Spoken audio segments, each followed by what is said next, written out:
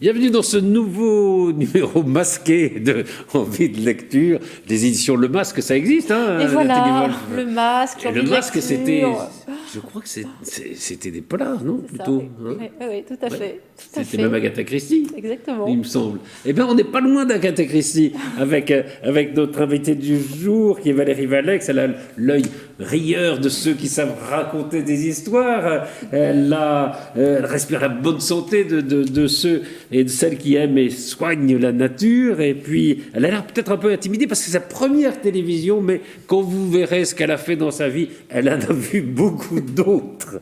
Alors, Valérie Valex a 3 passions, je peux le dire comme ça. C'est l'histoire, ce sont les histoires et ce sont les abeilles. Et elle a réussi ce tour de force de les réunir depuis quelques années. À la ville, ou plutôt à la campagne, elle s'occupe des abeilles, porte le casque, le voile, la vareuse des apicultrices.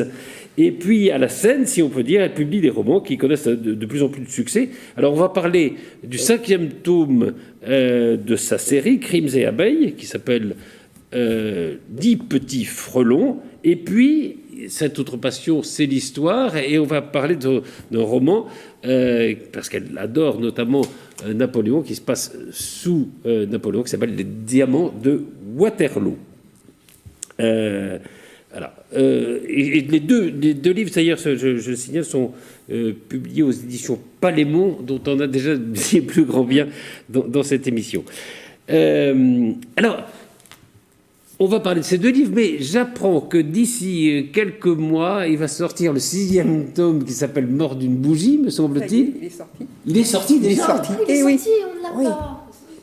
Mais alors, non, j'avais une question que Oui. Au fond, l'apiculteur, c'est un métier de feignant, ça vous laisse un temps fou. Oh non, pas tant que ça. Ça laisse un temps fou l'hiver. Mais ensuite, en été, on est très très pris. La saison va être un peu plus tardive là parce qu'il a fait froid tardivement, ce qui n'était pas le cas du premier confinement, où vraiment on a été très heureux parce qu'il faisait chaud de bonheur. Et donc, comment vous établissez votre temps de travail comme ça entre votre métier La vie de famille aussi, il ne faut pas l'oublier, parce que votre vie de famille, ça continue aussi. La tendance continue. Vous avez une fille qui s'appelle Audrey, Audrey, comme qui a l'héroïne de donc vos elle livres. me réclame aussi. Là, la maman sait. Eh bien, ça se partage. Je dirais c'est vraiment le timing qui est très très important. Le temps pour écrire, le temps pour la tendance, le temps pour les abeilles. Voilà. Et ça, c'est la même journée, la plupart du temps, quand c'est l'été en tout cas. Donc vous avez des journées de 48 heures. C'est ça. Comme toutes les mamans. Alors on va parler un peu de ces 10 petits frelons. Oui, on va parler de ces 10 petits frelons. Alors les frelons en question, ce sont à la fois des frelons asiatiques, on en croise quelques-uns dans le roman, et des jeunes ados, abîmés par la vie, des jeunes délinquants, hein, pour tout dire, dont s'occupe un prêtre, le père Larcher, une sorte de père Guy Gilbert. Ah ben, il est très franchement inspiré, j'ai apprécié ce monsieur, je le dis franchement. Donc j'ai apprécié ce monsieur. On en reparlera après parce que c'est très amusant vos modèles. Et dans la bouche de ce prêtre, donc le mot frelon n'a rien de péjoratif. Hein. Alors, il se trouve que Audrey, qu'on vient de citer donc tout à l'heure, votre héroïne, qui est sous le coup d'un immense chagrin parce qu'elle vient de perdre son mari, pour se changer un peu les idées, elle va partir avec son ami Francis Lebel, qui est adjudant de gendarmerie à la retraite, et ils partent à Giverny pour suivre un stage sur la gelée royale, justement, qu'organise ce prêtre. Mais Giverny, ce n'est pas seulement le miel, ce sont aussi les impressionnistes, et c'est surtout Claude Monet, qui a vécu dans cette maison, qui est aujourd'hui devenue une fondation, et le livre s'ouvre sur un vol. Alors c'est le vol à la fois d'un dessin du collier des nymphéas qui est réalisé par Claude Monet, et c'est aussi le vol de ce collier lui-même qu'il avait fait faire par un grand bijoutier pour sa femme. Alors c'est un livre très saisissant parce qu'on est plongé comme ça dès le début dans une intrigue. Tu citais Agatha Christie tout à l'heure. Oui, on est près d'Agatha Christie, entre Agatha Christie et Arsène Lupin. Oui, il y a ce côté-là, oui. Il y a ce côté-là. Donc en tout cas, on est en bonne compagnie. Alors, quels sont vos modèles dans l'écriture, Valérie? Vous parlez beaucoup de Juliette Banzoni, qui était la reine du roman populaire historique. Est-ce que c'est elle qui vous a donné envie d'écrire?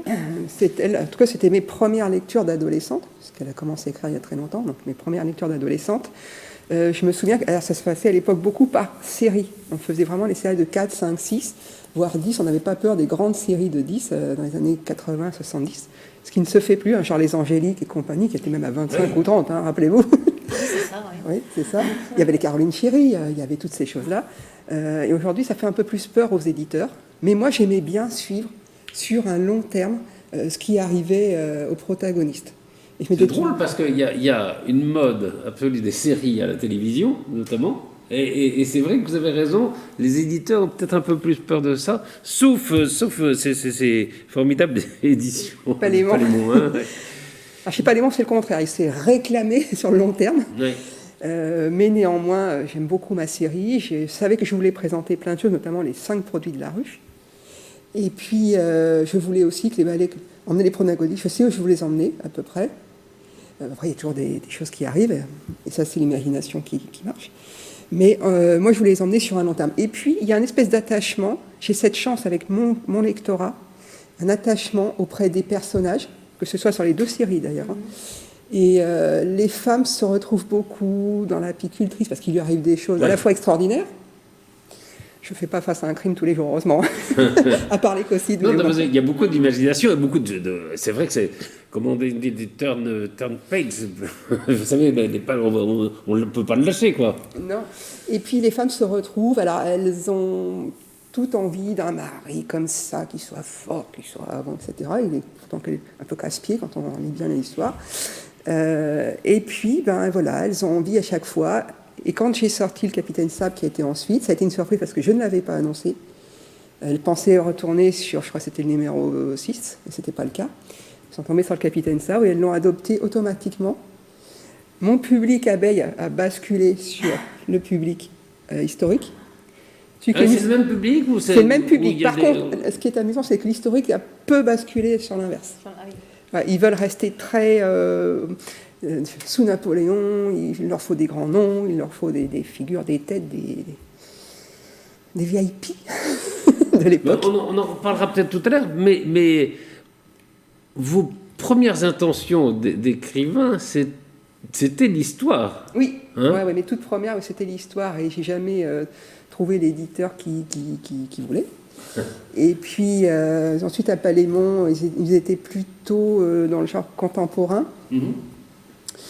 Il y a un peu tout chez nous, on décline tous les styles de polar, donc l'humoristique, le psychologique, l'écologique. Elle a quand même fait un grand effort parce que c'était pas évident de le faire rentrer dans une collection. Le crime à l'environnement n'est pas forcément hyper bien perçu ou compris en totalité en tout cas.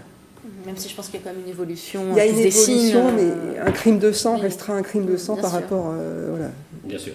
Alors, revenons à ces 10 petits frelons. On peut raconter... Il y a une scène d'ouverture, un prologue à cette histoire où on voit une colère homérique de Monet. Pourquoi ? Parce que, justement, il dévoile ce tableau, ce collier de Nymphéa, et il a envie de l'offrir à sa femme. Il l'a fait faire chez un grand bijoutier, chez Chaumet. Il dévoile ce tableau. Il y a ses amis qui sont là, il y a Clémenceau notamment. Et sa femme lui dit, mais ça va pas, en gros, je résume, il dit, ça va pas, mais je veux pas un collier comme ça. Ça le met dans une fureur noire, il veut brûler il veut brûler le dessin, quelqu'un s'en empare peut-être. C'est-à-dire que dès le départ, là, on va après sauter les années, un siècle même, mais enfin, pas tout à fait un siècle, mais presque. Mais dès le départ, voilà, on est pris dans cette histoire. Ça, évidemment, vous l'avez inventé, cette histoire de... Totalement. Hein. Mais beaucoup ont tapé sur la toile pour savoir où était le dessin. Oui. Alors j'ai vu, et moi-même, j'ai été regarder et j'ai vu que à la Fondation Monet, on vend des colliers de Nymphéa. Oui, mais bon, c'est pas les vrais du tout. Ils n'ont pas été conçus par Monet, ni les mêmes destinés. C'est pas fait par Chaumet, hein, pour le coup. Non plus, à ce prix-là, en tout cas. Non, mais c'est justement, c'est très, très bien fait. Et justement, on parlait de votre amour de l'histoire, et dont, on ne va pas raconter évidemment tout le roman, mais on va voir que on va se déporter justement de cette histoire de l'art, de l'histoire de Monet, de dessin, qu'est-ce qu'il est devenu, qu'il a appris, pourquoi. Et on va arriver à une autre période qui vous passionne ici, qui est celle de la Deuxième Guerre mondiale, puisque peut-être que ce dessin a été... les Himmler, au fond, enfin, s'en est emparé, les nazis s'en sont emparés, et peut-être qu'il est passé entre les mains des nazis, peut-être qu'ils veulent le récupérer aujourd'hui parce que... vous parlez d'une association, au fond, d'entraide des anciens nazis. Oui. Celle-là, elle existe vraiment? Celle-là, elle existe vraiment. Oui, tout à fait. Elle existe vraiment. Il se trouve que j'ai été élevée par mes grands-parents, qui avaient tous les deux 20 ans en 42. Et donc, ils m'ont raconté ça, comme ils m'auraient raconté les parents, leur jeunesse des années 70. Eux, c'était 40. Donc, je me suis passionnée aussi pour cette histoire, chacun vivant la guerre de manière différente. Et évidemment, certains étant dans l'attentisme, il y a aussi la résistance passive, enfin, il y a eu plein de choses. Et je sais que ma grand-mère, qui est toujours vivante, elle a 97 ans, c'est elle qui a corrigé les dictées Frelon. Hein. Ah oui. C'est ma bêta lectrice, hein, 97 ans, incroyable, oui. Et je sais que quand elle regarde les films de guerre, elle pousse des cris. Non, ça, c'est pas pu se passer comme ça. Non, ça, c'est pas possible. Ça, c'est prendre les Allemands pour des cons. Ça, c'est... Et donc, je me suis dit, voilà. Et j'ai cherché beaucoup, et donc et c'est encore très vivant, il ne faut pas croire l'entraide entre descendants de nazis maintenant. Parce oui, évidemment, c'est les enfants. Les enfants, et notamment cette fille d'Himmler se considérait réellement comme la descendance, la représentation de... Oui, c'est très effrayant. Mais d'ailleurs... alors, ils ont des valeurs pourtant, hein. Ils ont l'impression d'avoir des valeurs. Absolument, mais l'une des choses qui vous intéresse justement dans l'histoire, et c'est pour ça que sans doute cette histoire du nazisme vous passionne, c'est comment naît le mal. Ouais.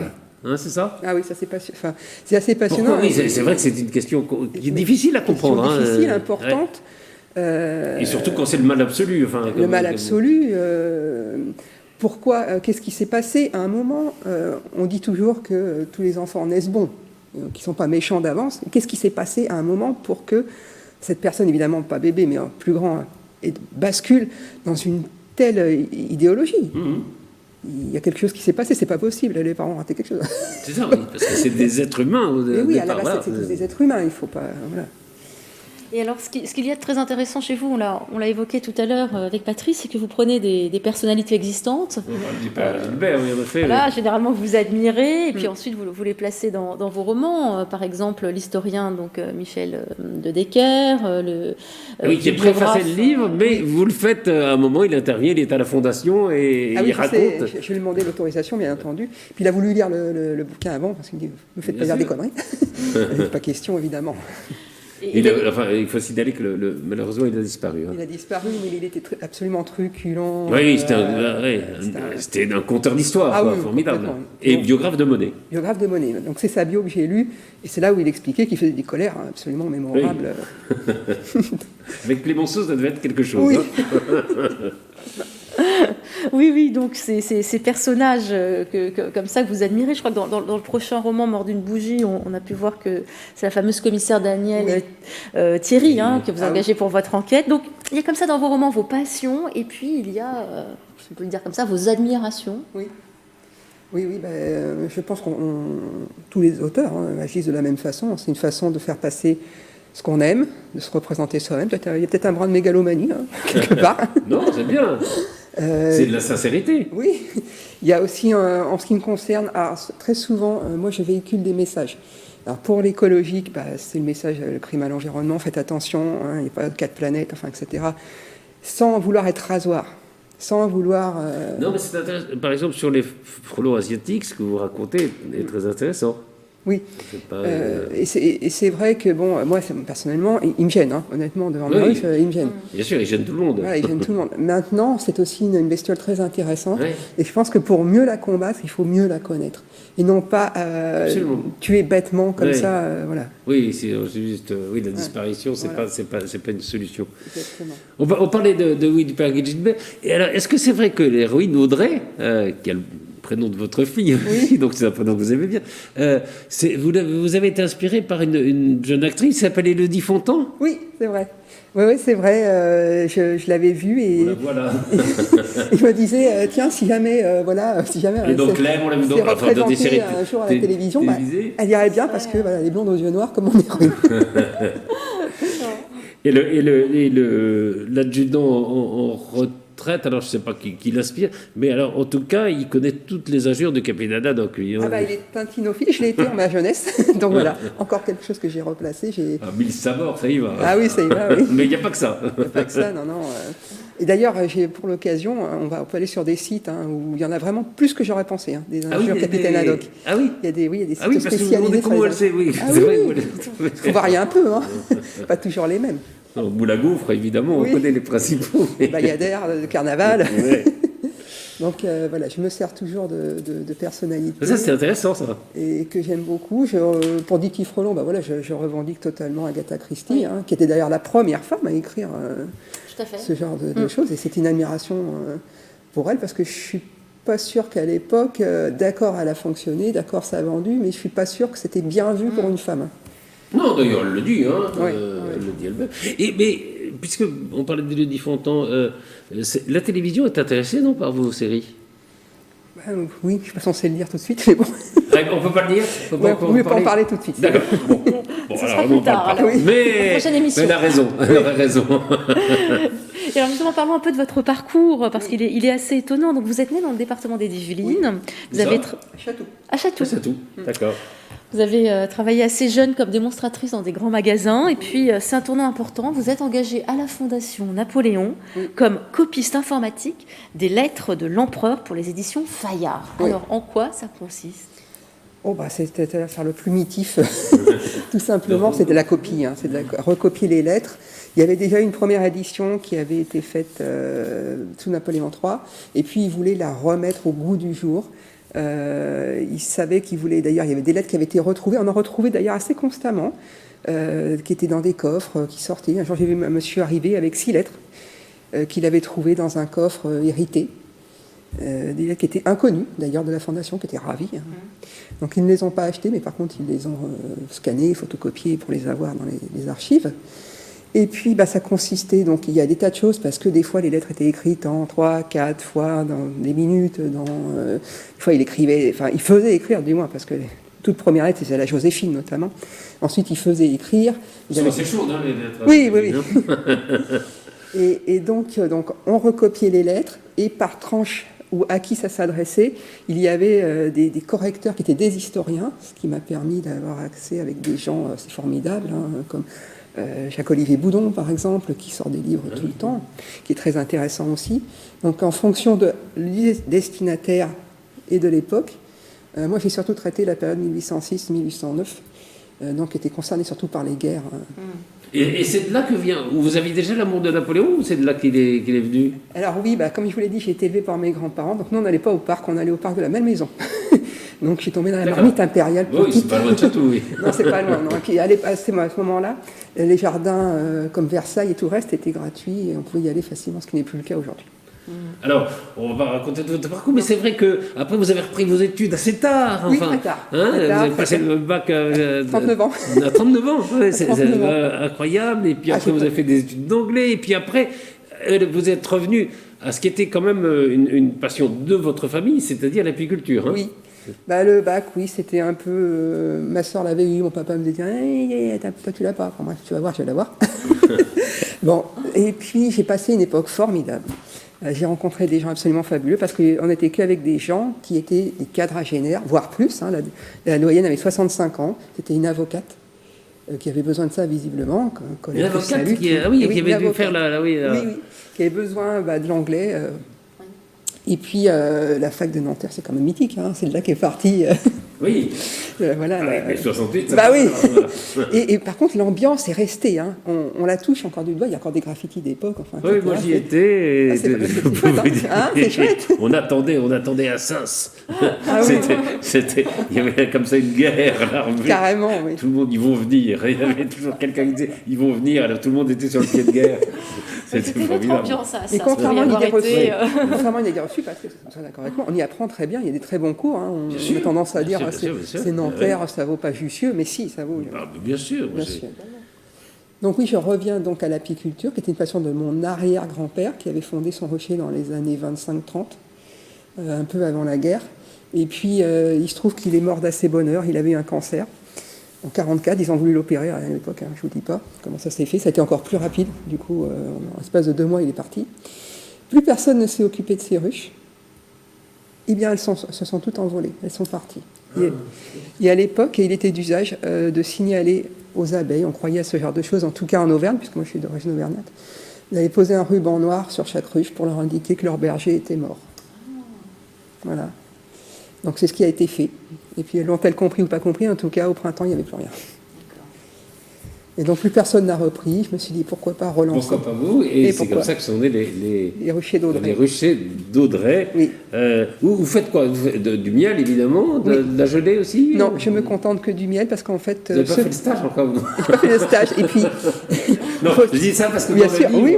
L'apicultrice va faire le stage chez ce prêtre qui est le spécialiste de la gelée royale. Absolument. Ça. Mais il faut savoir qu'on ne peut pas tout faire avec une ruche. Ceux qui prennent le pollen, ceux qui font le pollen, ceux qui font la gelée ne font généralement pas de miel. On ne peut pas tout leur prendre, sinon ça marche une saison et puis après, ils sont en chaos. Alors, on va dire un mot des diamants de Waterloo, peut-être? Bien sûr, on va parler de votre autre roman, donc plus récent également. Ce sont les Diamants de Waterloo, alors un livre qui met en scène un héros qui est destiné à devenir récurrent, si j'ai bien compris, Jérôme Blin, donc alias Capitaine Sabre, qui a survécu parce qu'il a été très gravement blessé à Waterloo. Il est soigné à l'hôpital du Gros Caillou à Paris, et là le docteur Larrey lui présente le célèbre, alors encore un autre personnage que vous introduisez, François Vidocq, ancien bagnard, devenu chef de la sûreté. Et Vidocq lui propose de devenir détective et ensemble ils vont créer l'agence de l'Ours. Et leur première mission, quelle est-elle? Eh bien, il s'agit de retrouver les diamants volés de la princesse Borghese, la jeune sœur de Napoléon. Voilà. Et alors là, on va entrer dans une enquête là encore pleine de rebondissements, de surprises. C'est extrêmement bien fait, bien documenté, avec ce personnage historique que vous faites revivre, le vocabulaire de l'époque, encore la Normandie que vous chérissez. Est-ce que c'est un travail très différent ici que par rapport aux enquêtes d'Audray que vous avez menées? Alors totalement. Oui. C'est totalement différent. Ça nécessite évidemment beaucoup plus de recherche. Oui, de documentation. Il ne faut pas se planter. Là, on peut pas là c'est interdit, parce que je savais que mes anciens collègues de la Fondation avaient déjà mis la baïonnette au canon, et que, justement, venant de quelqu'un qui avait travaillé, qui avait pu avoir accès à beaucoup de choses, eh bien, il ne pardonnerait pas la moindre boutron de guette qui serait mal placé. Et donc, j'ai fait énormément de recherches. Je les ai soumis à quelqu'un qui était aussi passionné d'histoire, Alain Seri, qui est mon grand correcteur impérial, que j'appelle, qui est un ancien prof d'histoire et de français à la retraite, ce qui permettait aussi de corriger la syntaxe, qui n'est pas toujours... parce que les coulisses du livre, puis ce qui est abouti ensuite, c'est pas la même chose du tout. Et donc ça m'a permis d'apporter beaucoup plus de choses. D'ailleurs, au niveau des souvenirs de Jérôme, qui vont se retrouver dans le deuxième qui sort bientôt, enfin, qui est sorti maintenant. Et ça va se retrouver, je pense, en faire une espèce de spécificité, ce qui permet de comprendre les événements d'avant, de faire des bonds sur 15 ou 20 ans, sans faire 2, 3, 4 pages pour faire un rappel. Voilà, c'est juste la façon dont il se souvient. Évidemment, c'est une interprétation telle que lui s'en souvient, telle que lui l'a vécu. Mais bon, ça passe bien auprès des lecteurs, ça passe très bien, justement. Et je les mets très souvent au présent, pour que ce ne soit pas lourd. Oui. Parce que sinon, voilà... Mais c'est un vrai travail, et à la fois de romancier et d'historien. C'est très compliqué le roman historique, vous y réussissez parfaitement. Juste un mot pour terminer, on s'apprête à commémorer les 200 ans de la disparition de Napoléon, c'était le 5 mai 1821. Oui. Et alors, il y a des polémiques qui naissent. Il y a un député de la France Insoumise qui dit comment on ne va pas célébrer l'ennemi de la République. Il y en a d'autres qui disent mais comment il a rétabli l'esclavage, on va pas célébrer. C'est assez étonnant au fond qu'on puisse pas faire le tri dans l'histoire, c'est-à-dire dire oui, il y a des choses bien, il y a des choses qui sont peut-être plus contestables, mais ça n'empêche pas que c'est notre histoire. Comment vous vivez ce genre de polémique? Je le vis comme beaucoup. Je pense que la plupart des gens sont d'accord avec l'idée que, trop de guerres, c'est vrai. Certaines auraient pu être évitées. Bon, ça n'a pas été le cas. Ensuite, il ne faut pas oublier tout ce qui laisse quand même. Toutes les institutions, on vit dessus, pour la plupart. Oui, les codes, notamment. Le code civil, la Banque de France, enfin, un tas de choses. Beaucoup de pays européens autour de nous vivent sur ce même code, arrangé pour leur pays. Et c'est amusant par contre de constater que je suis en relation avec des gens du pays de l'Est, beaucoup, qui apprécient Napoléon. Alors, les Russes eux-mêmes, pourtant, ils auraient à dire. Pourtant, oui. Hein, ils auraient à dire. Là, je suis en contact avec un monsieur polonais qui me dit « Je ne comprends pas vos polémiques. » Il est français, par contre, c'est un Français installé à Varsovie. « Je ne comprends pas ces polémiques. Ici, il est très admiré parce qu'il a essayé de débarrasser la Pologne du joug russe. » Bon. Et à propos de l'esclavage, il faut quand même dire « Oui, c'est vrai. Il a remis l'esclavage. C'est une erreur totale de sa part. » Il ne faut pas oublier que tous les pays fonctionnaient sur de la même façon. On a tendance à l'oublier. On a tendance à oublier qu'on est dans une autre époque, Voilà. une époque ancienne avec nos yeux d'aujourd'hui. Quoi. Mais il l'a aussi retiré C'est lourd. durant les 100 jours, à une époque où je pense qu'il avait d'autres chats à fouetter. Ouais. Dans ces Parce que, mon derniers, Dieu, il était, ces derniers jours de pouvoir. Oui. Et Louis XVIII qui revient au pouvoir n'en tient absolument pas compte. Il déchire le papier et voilà, on n'en parle plus. Et tout le monde pourtant encense Louis XVIII en disant oui, il a repris derrière, il avait du boulot. C'est vrai, il avait de quoi faire. Mais néanmoins, il aurait pu prendre ce papier et s'en servir pour faire une loi. Il ne l'a pas fait. Pourquoi ? Parce que personne autour ne le faisait. Parce que c'était une manne, parce que voilà. Il faut replacer le contexte, tout simplement. Merci beaucoup, Valérie moi qui vous Valex. remercie. Merci beaucoup. Merci. Alors, je rappelle les deux livres aux éditions Palémon. Donc, il y a 10 petits frelons. C'est les enquêtes d'Audrey, l'éleveuse d'abeilles. Et puis, les diamants de Waterloo. C'est les enquêtes du capitaine Sabre. Et c'est aussi chez Palémon. Merci beaucoup, Nathalie. Merci. Et à très vite pour Merci, une Nathalie. autre envie de lecture.